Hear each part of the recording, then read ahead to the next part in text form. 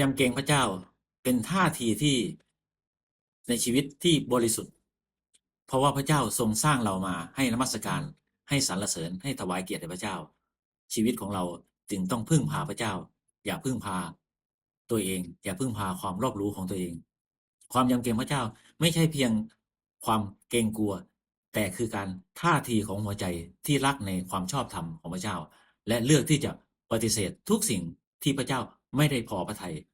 สิ่งไหนที่พระเจ้าไม่พอพระทัยเราต้องปฏิเสธพระวจนะคำพระเจ้าวันนี้เตือนใจผู้เชื่อให้ดำเนินชีวิตด้วยความถ่อมใจไม่ประนีประนอมกับความบาปและยืนหยัดในทางของพระเจ้าแม้นท่ามกลางโลกที่เต็มไปด้วยความล่อลวงการล่อลวงเกิดขึ้นหลายอย่างนะครับมาฟังพระวจนะคำของพระเจ้านะครับความยำเกรงพระเยโฮวาเป็นความเกลียดชังความชั่วร้ายเราเกลียดความเย่อหยิ่งและความจองหองและทางของความชั่วร้ายกับปากตลบแสลงในพระธรรมสุภาษิตบทที่8ข้อ13จะนำเราเข้ามาหาพระเจ้ามีอยู่3หัวข้อด้วยกันที่จะนำเราเข้าใกล้และติดสนิทกับพระเจ้ามากขึ้นกว่าเดิม1ความยำเกรงพระเจ้าเริ่มจากท่าทีของหัวใจความยำเกรงพระเจ้าไม่ใช่เพียงแต่คำพูดแต่เป็นการตัดสินใจภายในที่จะให้พระเจ้าเป็นศูนย์กลางในชีวิตเมื่อหัวใจยำเกรงพระองค์เราจะไม่มองความบาปเป็นเรื่องเล็กน้อย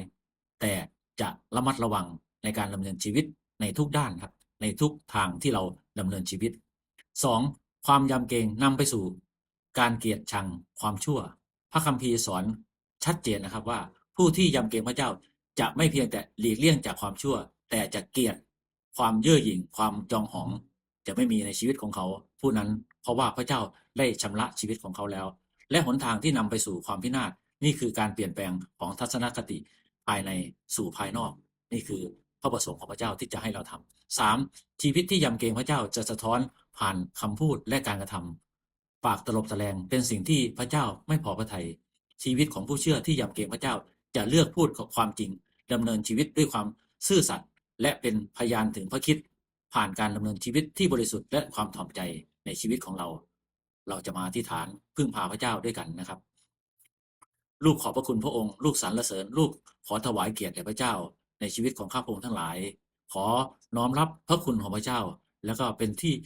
พระองค์ทรงสอนข้าพระองค์ทั้งหลายถึงความหมายความยำเกรงพระเจ้าและโปรดชำระชีวิตหัวใจของข้าพระองค์ให้เกียรติชังความบาปผิดทั้งหลายและรักในความชอบธรรมและช่วยเหลือ